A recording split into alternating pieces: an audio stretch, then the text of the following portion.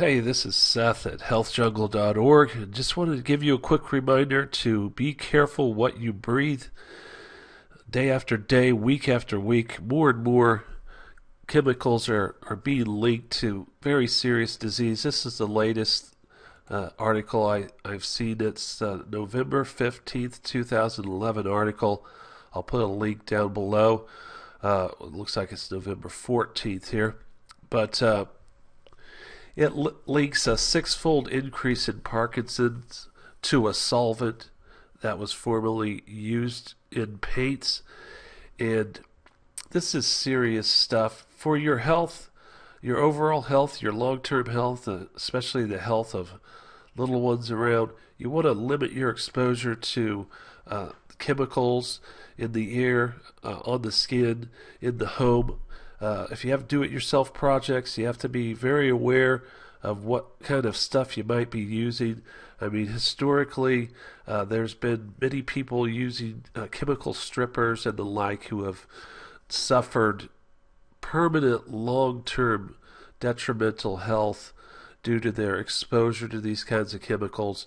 So I'm just here to let you know, limit your exposure to chemicals. Try to know what you're doing. If you're doing a do-it-yourself project, say painting the home, spend a little more and make sure you have the lowest VOC products that you can get, and you can Google that. It's a common term, capital V, capital O, capital C, in regard to paints and the like. And just we're surrounded by all kinds of chemicals that we commonly use to help us out in the home, and it just makes sense for your long-term health, for the health of your loved ones. You have to be careful and maybe use a little more elbow grease or spend a little more money, spend a little more time in thought in regard to your chemical exposures and the kinds of stuff that you may be breathing.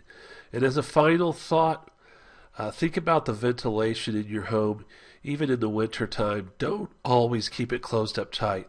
Have some times during the day, every day, where you air stuff out.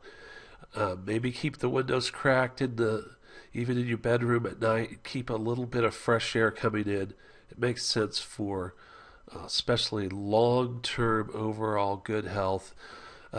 Another thing that comes to mind is chemical exposures in regard to makeup and beauty products. It's rampant, and I know it's a challenge.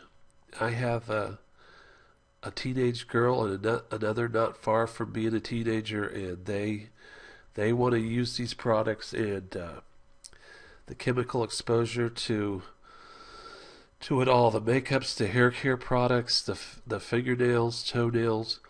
It's a real challenge, and maybe I could come up with better ideas on it. Maybe you can leave comments below. Leave what you've come up with that makes sense. But that's another rampant chemical exposure that is in our culture today. So I'm just hoping to start a discussion and remind everybody to be careful what you breathe. Seth at healthjungle.org.